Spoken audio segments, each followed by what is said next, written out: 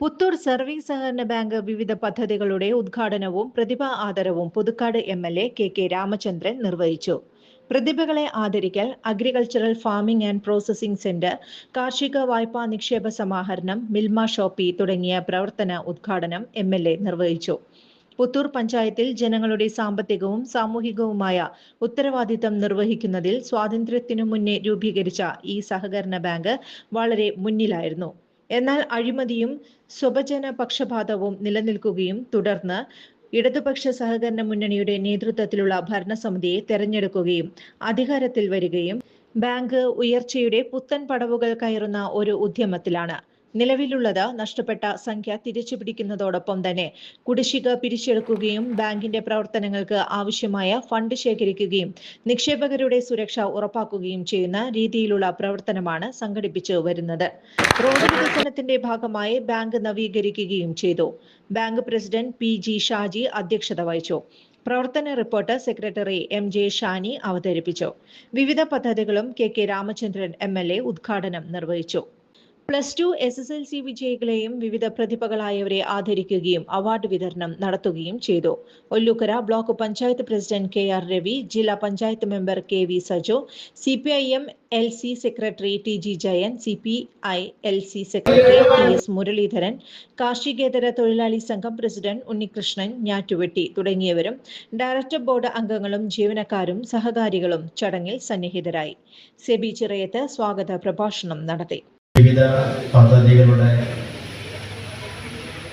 തുടക്കവും സഹകാരികളുടെ മക്കളിൽ 2024-25 അധ്യയന വർഷത്തിൽ മികച്ച വിജയം നേടിയ വിദ്യാർത്ഥികളെ അനുമോദിക്കുക, മറ്റ് വിവിധ മേഖലകളിലുള്ള പ്രതിഭകളെ അനുമോദിക്കുക എന്ന നിലയിലുള്ള ഈ പൊതുപരിപാടി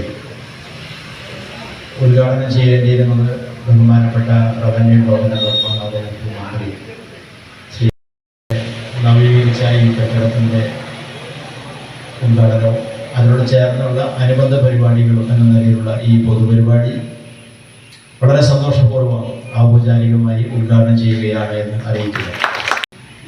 ഈ ബാങ്കിൻ്റെ ഉത്തരവാദിത്തം നിർവഹിക്കുന്ന ഭരണസമിതി അംഗങ്ങൾ, ജീവനക്കാർ, മറ്റ് എല്ലാ സഹകാരികളെയും നിക്ഷേപകരെ എല്ലാവരെയും ഈ അവസരത്തിൽ ഞാൻ പ്രത്യേകമായി അഭിനന്ദിക്കുന്നു, അനുമോദിക്കുന്നു. എൻ്റെ സ്നേഹ അഭിവാദ്യങ്ങൾ ഞാൻ അറിയിക്കുന്നു. അതോടൊപ്പം തന്നെ മറ്റ് പ്രതിഭകളായ കേരളത്തിൻ്റെ വികസനത്തിൽ 1957 EMS ഗവൺമെൻറ് മുതൽ നിരവധിയായ LDF ഗവൺമെൻറ് ഇടപെടലുണ്ട്.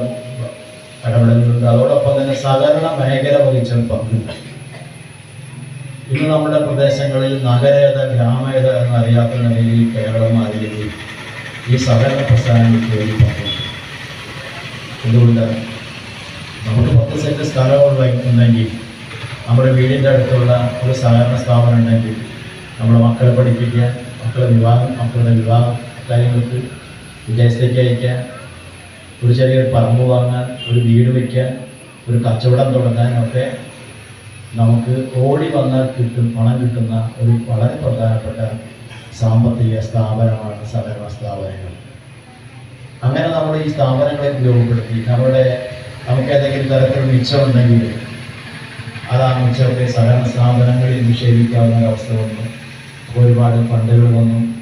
അത് ഉപയോഗപ്പെടുത്തി നേരത്തേക്കുണ്ടായിരുന്ന 10,000 സിമ്പിൾ ലോണുകളൊക്കെ മാറി വർഷങ്ങളായി ഒക്കെയായി വായ്പകൾ എടുക്കാനും ബിസിനസ്സിൽ ആരംഭിക്കാനും വലിയ മുന്നേറ്റങ്ങൾ ഈ കേരളത്തിൽ നമുക്ക് ഉണ്ടാക്കാൻ കഴിയും. അത് വലിയ പങ്കുവച്ച സ്ഥാപനങ്ങളാണ്. ഈ സ്ഥാപനങ്ങളെയാണ് തകർക്കാനുള്ള ആസൂത്രിതമായ നീക്കങ്ങൾ ഇന്ന് നടക്കുന്നത്. എന്തിനാണ് അങ്ങനെ എന്നുള്ളത് നാം ചിന്തിക്കണം.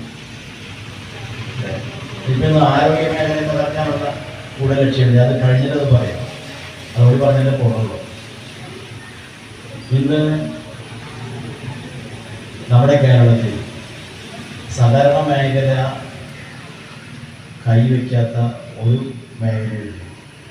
വിദ്യാഭ്യാസ മേഖല, സഹകരണ ആശുപത്രികളും മെഡിക്കൽ കോളേജുകളും ഒക്കെ കൈവയ്ക്കും.